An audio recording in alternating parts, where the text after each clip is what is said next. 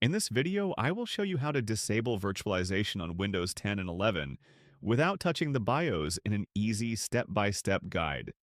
If you're trying to turn off virtualization, like for gaming or troubleshooting, without diving into your BIOS, I've got you covered.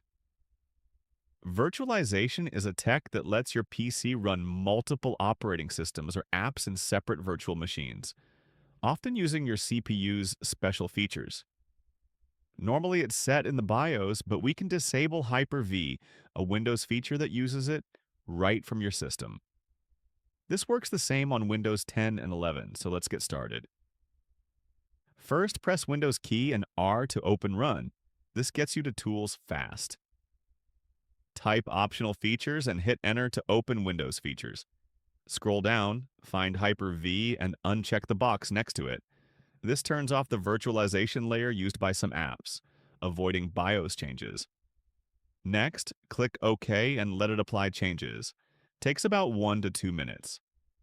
Restart your PC when prompted to make it stick. Check it worked by reopening Windows features. Hyper-V should be unchecked. Note: full virtualization control still needs BIOS, but this fixes most conflicts. Thanks for watching. Like and subscribe if this helped you out.